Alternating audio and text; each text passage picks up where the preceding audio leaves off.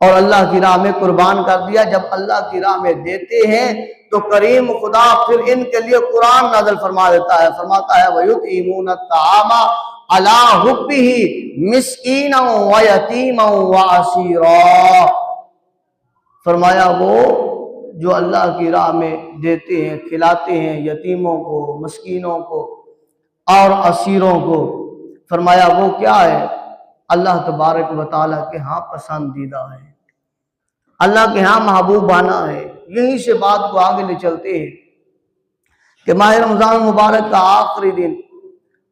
اور جمعۃ الوداع بھی ماہ رمضان الوداع اس کا بھی آخری دن، اور حضرت علی شیر خدا کرم اللہ وجہ الکریم خلافت کے لحاظ سے چوتھے نمبر پر، حضرت علی شیر خدا کرم اللہ وجہ الکریم آپ کے دونوں شہزادگان حضرت حسن حضرت حسین بیمار ہو جاتے ہیں، تو آپ کو کسی بتانے والے نے بتایا اے علی اگر منت مان لے کہ اللہ میرے ان شہزادوں کو حسن اور حسین کو صحت عطا فرمائے اور میں اللہ کی رضا کے لیے 3 دن روزہ رکھوں گا، تو حضرت علی شیر خدا کرم اللہ وجہ الکریم نے یہ سخاوت کی بات کرتے ہوئے جا رہے تھے، تو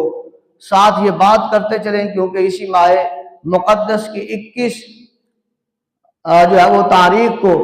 حضرت علی شیر خدا رضی اللہ تعالیٰ عنہ کی شہادت بھی تھی، جو کہ گزشتہ جمعہ بھی بات نہ ہو سکی۔ تو حضرت علی شیر خدا کی سخاوت کی بات کر رہے ہیں،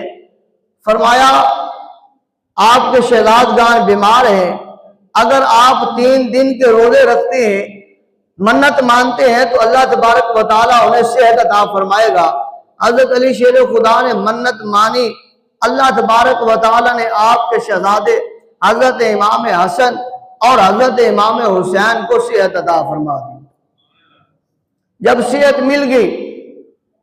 تو حسب وعدہ حضرت علی شیر خدا کرم اللہ وجہ الکریم نے روزہ رکھنے کے لیے ارادہ فرمایا۔